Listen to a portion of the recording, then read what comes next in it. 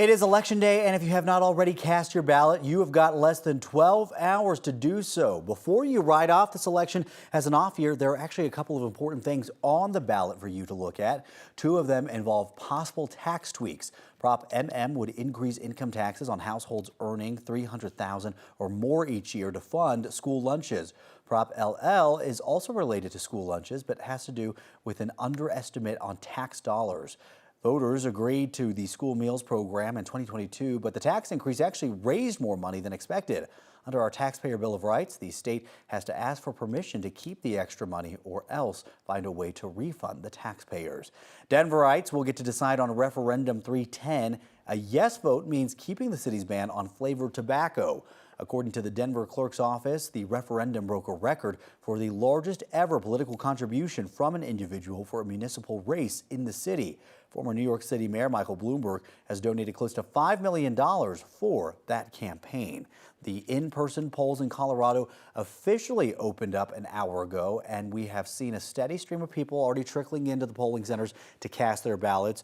90's reporter Lauren Scafidi just got off the phone with Colorado's Secretary of State. Lauren, you have some new numbers about how many people have voted so far. I do, Jordan. I just talked to Secretary Griswold. She gave me those new numbers. We'll get to those in just a minute, but out here live right now, it really has been a steady stream of people outside the Wellington Webb Building downtown.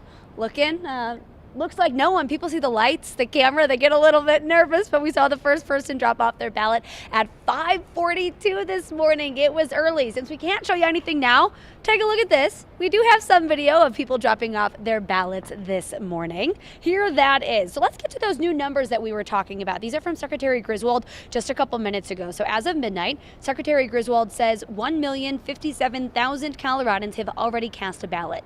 That puts voter turnout for the state at 25.6%. She says that tracks closely to 2023 numbers. Of those voters who've already cast a ballot, 99.4% had decided to use mail-in ballots. 41.4% have been unaffiliated voters, 29.5% Democratic voters, 27.9% Republican voters. Secretary Griswold says there are more drop boxes and voting centers available in the last 7 years, and she really wants voters to take advantage of that.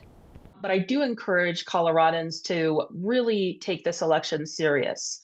I know it may not be as shiny as a presidential or a Senate election, but these coordinated elections are about our local communities and the future of our state. Coming up live in the next hour on KTVD and streaming on 9 News Plus, we're going to talk live with the executive director of Denver Parks and Recreation about the Vibrant Denver Bond, what it is, what it'll look like if it gets the green light, and what the backup plan is if it fails. Live in Denver, Lauren Scafidi, 9 News.